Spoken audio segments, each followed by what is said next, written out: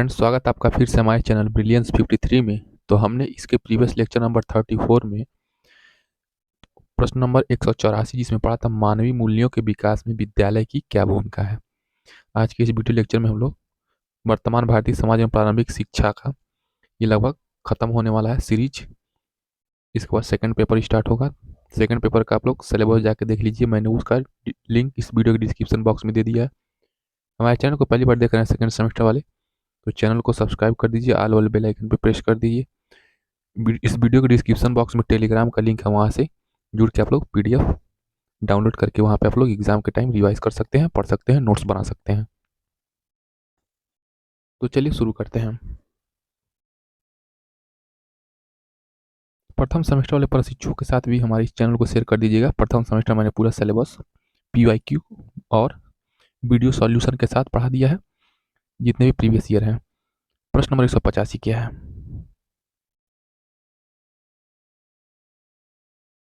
शिक्षा एक त्रिमुखी प्रक्रिया है, स्पष्ट कीजिए।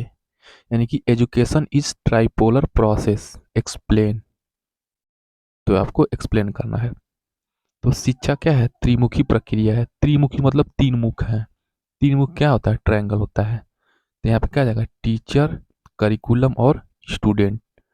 तो टी से टीचर, सी से करिकुलम यानी पाठ्यक्रम, सी से स्टूडेंट। तो याद रखेंगे TCS, शॉर्ट फॉर्म हो जाएगा। टी से टीचर, सी से करिकुलम यानी कि पाठ्यक्रम, और एस से स्टूडेंट यानी कि शिक्षार्थी या प्रशिक्षु।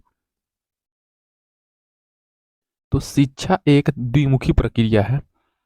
एडम्स द्वारा प्रतिपादित सिद्धांत का खंडन करते हुए जॉन डीवी ने लिखा है कि शिक्षा में अध्यापक, विद्यार्थी के साथ साथ पाठ्यक्रम भी सम्मिलित किया जाता है। एडम्स ने क्या किया था? पाठ्यक्रम को शामिल नहीं किया था, बस उसने एजुकेशन को क्या माना था कि अध्यापक और विद्यार्थी के बीच में क्या है? दो तरफा संप्रेषण है, दो तरफा कम्युनिकेशन है। यानी कि दो लोगों के बीच ज्ञान का आदान प्रदान ही क्या है? शिक्षा है। लेकिन जॉन डीवी ने क्या कहा? ये त्रिमुखी प्रक्रिया है।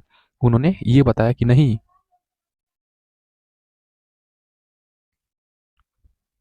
क्योंकि पाठ्यक्रम के अभाव में शिक्षण कार्य पूर्ण नहीं हो सकता।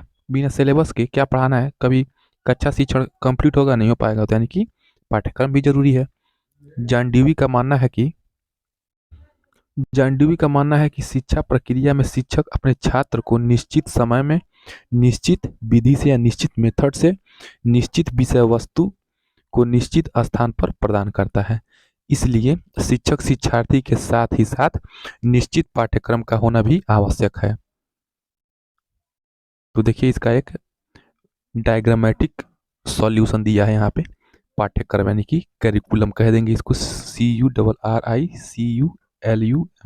तो करिकुलम हो जाएगा। और विद्यार्थी यानी कि स्टूडेंट, आप लोग जानते ही हैं, तो स्टूडेंट्स हो जाएंगे। और ये शिक्षक यानी कि टीचर हो जाएंगे। तो तीन लोग हो गए, पाठ्यक्रम, विद्यार्थी, शिक्षक। ये क्या है? त्रिमुखी प्रोसेस है, यानी कि ट्राइपोलर प्रोसेस है। ठीक है ना? नेक्स्ट प्रश्न देखिए। नेक्स्ट प्रश्न क्या है?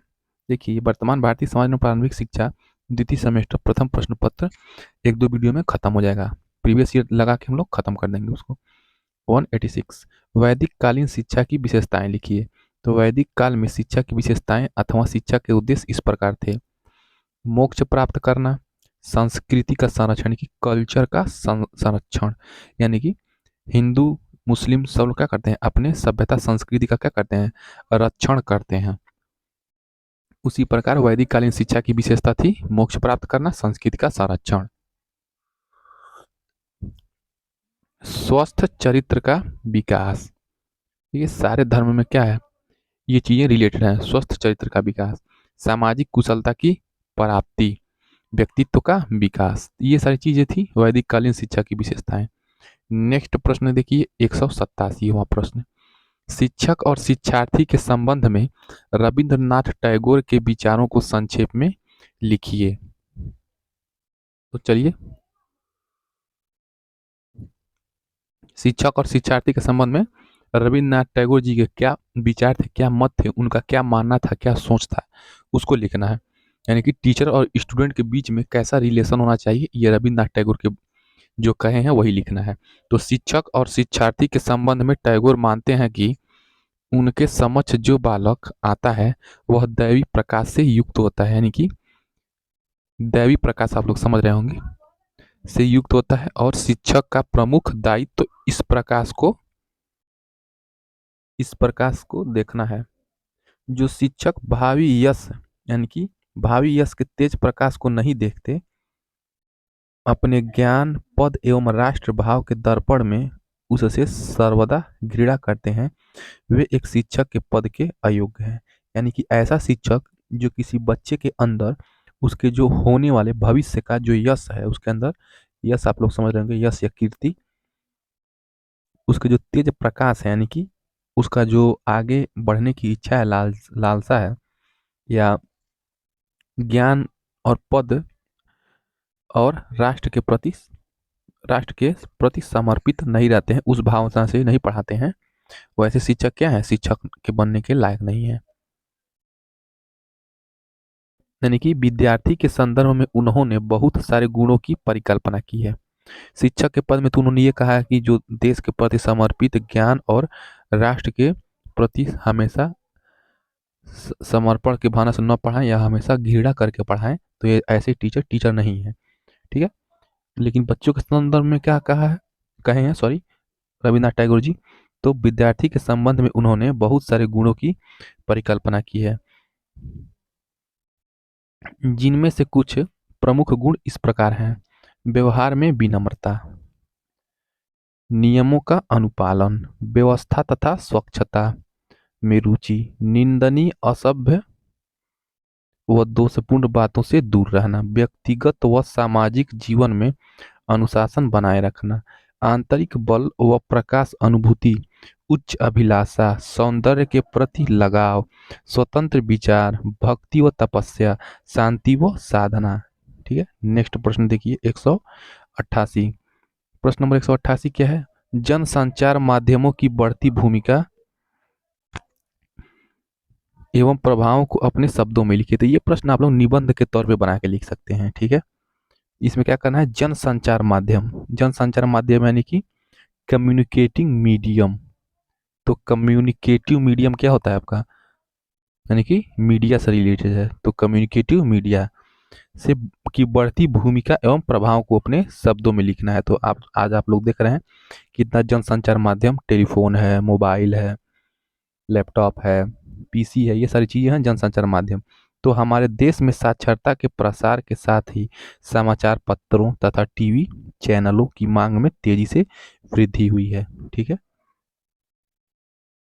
इसीलिए इन चीज़ों पे जीएसटी भी ज़्यादा लगता है, क्योंकि इसकी वृद्धि, मांग में वृद्धि हुई है, डिमांड एंड सप्लाई चेन इसका ज़्यादा है। अधिकांश शिक्षित लोगों को प्रातः समाचार पत्र पढ़ना एवं टीवी देखना उनकी दिनचर्या का एक अनिवार्य अंग बन गया है।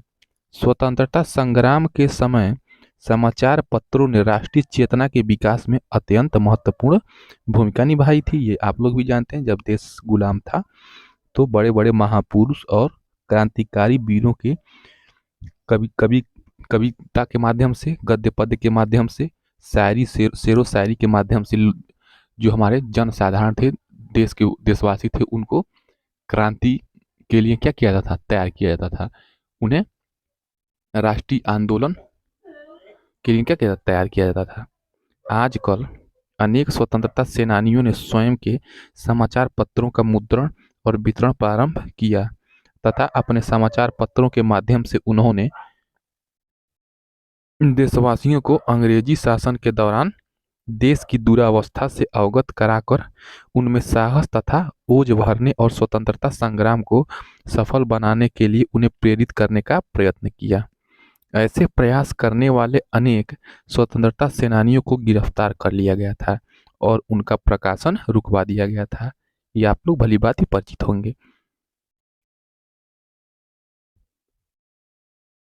समाचार पत्रों में सरकार, राजनीति, खेल, विज्ञान, व्यवसाय तथा कला आदि विभिन्न क्षेत्रों से संबंधित नवीनतम घटनाओं के विषय में लेख प्रकाशित किए जाते हैं। ठीक है। संपादकीय लेखों में राष्ट्रीय समस्याओं, राजनीतिक घटनाओं और सरकार के कार्य निष्पादन पर समीक्षात्मक टिप्पणियां की जाती है, यानी कि समीक्षा करते हुए टिप्पणी की जाती है। नेक्स्ट प्रश्न देखिए 189 देखिए। प्रश्न नंबर 189, माध्यमिक शिक्षा आयोग के अध्यक्ष कौन थे तथा उनकी नियुक्ति कब हुई थी? तो माध्यमिक शिक्षा आयोग के अध्यक्ष कौन थे? तो माध्यमिक शिक्षा आयोग के अध्यक्ष डॉक्टर लक्ष्मी स्वामी मुदालियर थे। नाम थोड़ा बड़ा है। माध्यमिक शिक्षा आयोग के अध्यक्ष डॉक्टर लक्ष्मण स्वामी मुदालियर। इसकी नियुक्ति 23 सितंबर 1952 को हुई थी। माध्यमिक शिक्षा आयोग के अध्यक्ष कौन थे? डॉक्टर लक्ष्मण स्वामी मुदालियर, और इनकी नियुक्ति 23 सितंबर 1952 को हुई थी। नेक्स्ट प्रश्न देखिए, प्रश्न नंबर 190। प्रश्न नंबर 190 क्या है? हंटर कमीशन की विशेषता क्या थी? तो हंटर आयोग ने शिक्षा का उत्तरदायित्व भारतीयों को देने का सुझाव दिया, जिससे देश में राष्ट्रीय चेतना जागृत हुई। तो हंटर आयोग ने शिक्षा का उत्तरदायित्व किसको दिया था? भारतीयों को देने का सुझाव दिया था, जिससे देश में क्या हुई? राष्ट्रीय चेतना जागृत हुई। प्रश्न नंबर 191। प्रश्न नंबर 191 क्या है? विलियम वुड्स के घोषणा पत्र के प्रमुख दोष बताइए, अथवा वुड के घोषणा पत्र के 4 दोष लिखिए।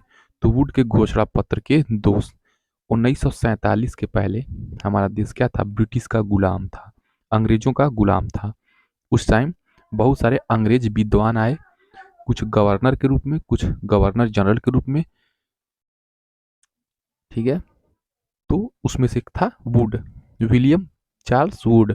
तो वुड के घोषणा पत्र के दोष बताना है आपको। चलिए, वुड के घोषणा पत्र के प्रमुख दोष निम्नलिखित हैं। पहला पहला क्या है? शिक्षा सरकार को सौंप कर शिक्षा को पूरी तरह से राज्य के अधीन करके उस पर नौकरशाही का आधिपत्य स्थापित कर दिया। ठीक है। भारतीय लोगों को इस उद्देश्य से शिक्षा देने की सिफारिश की गई कि ब्रिटिश शासन को मजबूत बनाने में सरकार को सहयोग दे सके। ठीक है। गांधी जी ने इस शिक्षा का विरोध किया था। तो क्या लाया था? बेसिक एजुकेशन गांधी जी ने लाया था कि भारतीयों के लिए अंग्रेजी शिक्षा उतनी जरूरी नहीं है, क्योंकि भारतीयों का हृदय और मन परिवर्तन नहीं हो रहा। इससे बस अंग्रेजों का जैसे माइंड रहेगा, उनके हिसाब से जो पाठ्यक्रम डिजाइन किया जाएगा वो क्या है? एक नौकरशाही वाली व्यवस्था रहेगी। उस टाइप के बच्चे बनेंगे, अंग्रेजों के चट्टू बट्टू बनेंगे, मतलब ये अंग्रेजी शिक्षा लेके। तो गांधी जी ने इसका बहुत कड़ा विरोध किया था। तीसरा क्या है? वुड घोषणा पत्र का दोष: भारतीय जनता को व्यावसायिक शिक्षा देने का उद्देश्य भारतीयों को सरकार का स्वामी भक्त बनाना था। अंग्रेज क्या चाहते थे कि भारतीयों को हम एजुकेशनल शिक्षा देंगे तो क्या करेंगे? हर एक क्षेत्र, मान लीजिए कोई भी क्षेत्र हो जाएगा, कपड़ा चमड़ा उद्योग, चाहे टेक्सटाइल, हार्डवेयर, सॉफ्टवेयर, कोई भी उद्योग होगा, अगर भारतीयों को शिक्षा देंगे, ये भारतीयों का विकास नहीं होगा, उनका परिवार का या भारतीय देश का विकास नहीं होगा हम लोग के। वो क्या होगा? अंग्रेज के सरकार था तो अंग्रेज का, यानी कि ब्रिटिशों का क्या होगा? उनका स्वामी भक्त, यानी कि ब्रिटिशों का फायदा होगा। इससे भारतीयों को विशेष लाभ न पहुंच सका। चौथा इसका दोष क्या था? वुड का घोषणा पत्र का, तो भारतीय भाषाओं को शिक्षा के माध्यम के रूप में आंशिक रूप से स्वीकार तो किया, यानी कि बहुत कम रूप से भारतीय भाषा को स्वीकार किया गया, लेकिन अंग्रेजी ही शिक्षा का माध्यम बनी, देसी भाषाएं विलुप्त तो हो गई थी। तो ये 4 लाइन था आपका, 4 पॉइंट था वुड के घोषणा पत्र के दोष। नेक्स्ट प्रश्न देखिए 192। प्रश्न नंबर 192 क्या है? प्रश्न नंबर 192 क्या है? प्रश्न नंबर 192 क्या है? मैकाले को भारतीय शिक्षा का अग्रदूत माना जाता है, लिखिए। तो मैकाले को भारतीय शिक्षा का अग्रदूत माना जा सकता है। ठीक है। क्यों माना जाता है भारतीय शिक्षा का अग्रदूत मैकाले को? तो उसने मैकाले पहला अंग्रेज विद्वान था जिसने प्राच्य पाश्चात्य, यानी कि प्राच्य माने प्राचीन, और पाश्चात्य मतलब अंग्रेजी शिक्षा, यानी कि यूरोपीय देशों में चलने वाली जो शिक्षा थी, माध्यम थी। अब प्राच्य मतलब भारतीय सभ्यता संस्कृति से रिलेटेड जो शिक्षा थी। तो प्राच्य पाश्चात्य विवाद समाप्त किया था। तो उसने क्या किया था, भारतीय कल्चर परंपरा जो थी वो प्राच्य, और पाश्चात्य यानी कि यूरोपीय शिक्षा, अंग्रेजी हो गया चाहे कोई और अदर लैंग्वेज, इनके बीच में जो रूढ़िवादी विचारधाराएं थी उसको क्या किया, लॉर्ड मैकाले ने दूर करने का प्रयास किया। पहला ऐसा अंग्रेज विद्वान था जिसने ये कहा कि प्राच्य और पाश्चात्य शिक्षा दोनों को क्या होना चाहिए, साथ साथ लेके चलना चाहिए और दोनों को बढ़ावा देने का प्रयास करना चाहिए। मैकाले के विवरण पत्र, तो मैकाले का क्या निकला, विवरण पत्र निकला, जिसने देश हेतु प्राच्य पाश्चात्य ज्ञान विज्ञान के द्वार खोल दिए। यानी कि मैकाले ने एक बहुत बड़ा विवरण ड्राफ्ट निकाला जिसमें क्या निकाला, प्राच्य और पाश्चात्य शिक्षा के बीच में ज्ञान विज्ञान के द्वार खोल दिए। अंग्रेजी शिक्षा ने भारतीय जनता में समानता लाई, स्वतंत्रता लाई और बंधुत्व यानी कि भाईचारे की भावनाएं उत्पन्न करके उनमें राजनैतिक जागृति उत्पन्न की। यदि भारत में अंग्रेजी शिक्षा का प्रादुर्भाव न हुआ होता तो भारत में स्वतंत्रता संग्राम कभी न छिड़ता। ठीक है, ये लाइन क्यों कही गई है कि भारत में अंग्रेजी शिक्षा का प्रादुर्भाव न हुआ होता तो भारत में स्वतंत्रता संग्राम कभी न छिड़ता। यानी कि लोगों को ये नहीं लगता, लोगों को लगता कि हमारी सभ्यता कल्चर क्या है, सेफ है, अगर ये अंग्रेजी शिक्षा नहीं चलता तो अंग्रेजी शिक्षा ही, अंग्रेज जब आए नए नए सुधार किए तो भारतीय भारतीय लोगों को लगा कि ये कुछ न कुछ गड़बड़ कर रहे हैं। इसीलिए क्या हो गया, ये देश आज़ाद करने के लिए हमारे जो क्रांतिकारी महापुरुष वो थे, वो लोग क्या किए, बहुत संघर्ष, बहुत प्रयास किए। नेक्स्ट प्रश्न देखिए, नेक्स्ट प्रश्न देखिए 193। प्रश्न नंबर 193 क्या है, मिशनरी स्कूल की विशेषताएं लिखिए। मिशनरी स्कूल क्या होता है, मतलब जो ईसाई थे वो क्या करते थे, मिशनरी स्कूल चलाया करते थे। तो मिशनरी स्कूल की प्रमुख विशेषताएं निम्नलिखित हैं। तो कक्षा शिक्षण प्रणाली प्रारंभ करने का श्रेय इन्हीं को जाता है। यानी कि एक क्लास में बच्चों का ग्रुप बना के क्लास में, और एक टीचर हो, एक ब्लैक बोर्ड हो, एक डस्टर हो, एक चाक हो, ऐसी व्यवस्था मिशनरी वालों ने क्या किया, कक्षा शिक्षण क्लास टीचिंग का श्रेय इन्हीं को जाएगा। मिशनरी स्कूलों में आधुनिक शिक्षण विधियों का प्रयोग किया जाता है। यानी कि जो मिशनरी स्कूल होता है, यानी कि कैथोलिक जो क्रिश्चियन वाला जो स्कूल होता है मिशनरी स्कूल, उसमें क्या होता है, आधुनिक शिक्षण विधि का प्रयोग किया जाता है। ठीक है, मिशनरी प्राथमिक स्कूलों में शिक्षा का माध्यम भारतीय भाषाएं हैं। नेक्स्ट प्रश्न देखिए 194। प्रश्न नंबर 194 क्या है, प्रश्न नंबर 194 है, सर्व शिक्षा अभियान के अंतर्गत 31 मार्च 2009 में कुल कितना खर्च हुआ। तो सर्व शिक्षा अभियान, जो छोटे होंगे आप लोगों को सुनते होंगे, सब पढ़े हैं सब बड़े हैं, और एक पेंसिल था ऐसे, उसी पेंसिल पे दो बच्चे बैठे थे। तो उस टाइम बहुत प्राइमरी विद्यालय पे क्या होता है, ऐसे लगा रहता था। तो ये सर्व शिक्षा अभियान का लोगो था। तो सर्व शिक्षा अभियान के अंतर्गत 31 मार्च 2009 में कुल कितना खर्च हुआ ये बताना है। तो देश के सभी व्यक्तियों को शिक्षित करने के लिए यह अभियान चलाया गया है। प्रदेश में सन, यानी कि हमारे प्रदेश उत्तर प्रदेश में 2001 से 2002 में सर्व शिक्षा अभियान की शुरुआत हुई थी। एग्जैक्ट आपका नहीं है, 2001 और 2 के बीच में हुआ था। इस अधिनियम के अंतर्गत 31 मार्च 2009, यानी कि 2001 से 2002, यानी कि लगभग 8 साल के बाद 31 मार्च 2009, इसके बीच में कितना गैप हो रहा है, 8 वर्ष का गैप हो रहा है, लगभग 8 वर्ष का गैप हो रहा है तक सूबे यानी कि प्रदेश में, उत्तर प्रदेश में कुल खर्चा रुपया 13,328.79 करोड़ खर्च हुआ। यानी कि लगभग 13,328 करोड़ खर्च किया गया। 8 सालों में कितना खर्च हुआ, 13,328 करोड़। यानी कि सबको शिक्षित करने के लिए जो अभियान चलाया गया था, तो 31 मार्च 2009 में इतना खर्च हुआ था। नेक्स्ट प्रश्न देखिए 195। प्रश्न नंबर 195 का है, बाल अपराध कब और किसने निर्धारित किया। तो बाल अपराध कब और किसने निर्धारित किया।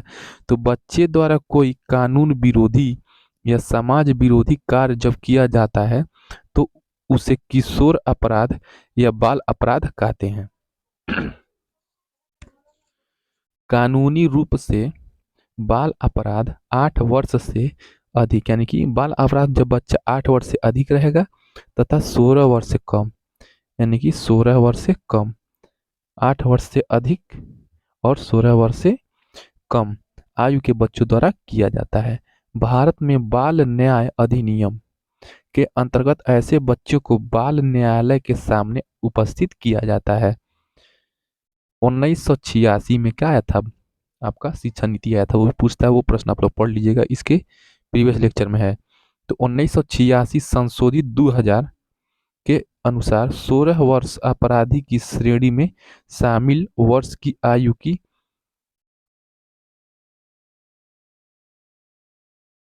लड़कियों के अपराध करने पर बाल अलग अलग राज्यों में सम्मिलित किया गया है। बाल अपराध की अधिकतम आयु सीमा सभी राज्यों में अलग अलग है। नेक्स्ट प्रश्न देखिए 196, प्रश्न नंबर 196 क्या है? प्रश्न नंबर 196 है, राष्ट्रीय एकता प्राप्त करने हेतु साधन बताइए। ठीक है, नेशनल यूनिटी यानी कि भारत देश में, हमारे देश में या किसी भी देश में, ये क्या है, जनरलाइज्ड क्वेश्चन है। ये राष्ट्रीय एकता प्राप्त करने के लिए क्या साधन होने चाहिए, यानी कि हिंदू, मुस्लिम, सिख, ईसाई या कोई जनजाति या कोई आदिवासी हैं, सब क्या हैं, एक देश के निवासी हैं, कोई किसी प्रकार का भेदभाव नहीं होना चाहिए। तो राष्ट्रीय एकता बनी रहे, इसके क्या साधन हो सकते हैं, क्या उपाय हो सकते हैं? तो राष्ट्रीय एकता को प्राप्त करने के लिए क्षेत्रीय संकीर्णता को समाप्त करना, यानी कि ये आदिवासी है, ये जंगल में रहता है, ये दक्षिण भारत साइड रहता है, ये उत्तरी भारत वाला है, ये पूर्वी भारत वाला है, ये पश्चिमी भारत वाला है। ठीक है, ये क्षेत्रीय संकीर्णता, ये यूपी का है, ये बिहार का है, ये दिल्ली का है, ये पश्चिम बंगाल का है। तो ये क्षेत्रीय संकीर्णता को समाप्त करना है तथा वर्ग संघर्ष की भावना को खत्म करना, यानी कि ये ओबीसी है, ये एससी एसटी है, ठीक है, ये उच्च कुल का है, ये नीच कुल का है, ये सारी चीजों को, वर्ग संघर्ष की भावना को खत्म करना आवश्यक है। तभी क्या होगा, राष्ट्रीय एकता बनेगी, तभी सब क्या करेंगे, हर एक लोग क्या करेंगे, अपने आप को सुरक्षित महसूस करेंगे देश में, और उनके अंदर असुरक्षा नहीं आएगी। जब उनके अंदर असुरक्षा नहीं आएगी तो क्या होगा, एक दूसरे में प्रेम भावना बढ़ेगी और देश का विकास होगा, झाड़ा झुट्टी नहीं होगा। तो ये क्या जगह राष्ट्रीय एकता को बनाए रखेगी। अगर ऐसा होगा, इनके अंदर असुरक्षा लगेगी होने, तो क्या होगा, लड़ाई झगड़े और सांप्रदायिकता फैल जाएगी। इसके साथ साथ विघटनकारी तत्वों को दूर करना भी आवश्यक माना जाता है, यानी कि कोई भी संस्थाएं हो गई या कोई भी कमिटी हो गया जो देश विरोधी बात करता है, उसे क्या होगा, उन विघटनकारी तत्वों को दूर करना चाहिए। प्रांतीयता एवं सांप्रदायिकता को दूर कर, ठीक है, प्रांतीयता मतलब समझ रहे हो ना कि ये यूपी है, ये बिहार है, तो ये सारी चीजें प्रांतीयता को और सांप्रदायिकता को दूर कर आदर्शों की स्थापना करना। राष्ट्रीय कानून की सर्वव्यापकता होनी चाहिए, यानी कि जो हमारे देश की कानून है, एक क्या है, एक आईपीसी है, एक सीआरपीसी है, एक हमारा संविधान है, अब बीएनएस हो गया, भारतीय न्याय संहिता हो गया है। ये सारी चीज़ों क्या है, सर्वव्यापकता होनी चाहिए। जातिवाद खत्म करिए, भाषावाद खत्म करिए और सांप्रदायिकता पर रोक लगाकर भी राष्ट्रीय एकता स्थापित की जा सकती है। नेक्स्ट प्रश्न हम लोग का 197 नेक्स्ट वीडियो से पढ़ेंगे, शिक्षा का व्यापक अर्थ क्या है। ठीक है, शिक्षा का हम लोग व्यापक अर्थ पढ़ेंगे। इस वीडियो के डिस्क्रिप्शन बॉक्स में प्रीवियस लेक्चर का लिंक है, वहाँ से जुड़ के पीडीएफ डाउनलोड कर लीजिए, वो वीडियो देख लीजिए फर्स्ट सेमेस्टर वाले के साथ भी। इस चैनल को शेयर कर दीजिए और ऑल वाले बेल आइकन पर सब्सक्राइब करके प्रेस कर सकते हैं। टेलीग्राम से जुड़ के टेलीग्राम ज्वाइन करके पीडीएफ डाउनलोड कर सकते हैं, या कोई क्वेश्चन नहीं समझ में आया तो आप लोग पूछ सकते हैं। वीडियो पसंद आए तो लाइक कर दीजिएगा। मिलते हैं नेक्स्ट वीडियो में। जय हिंद।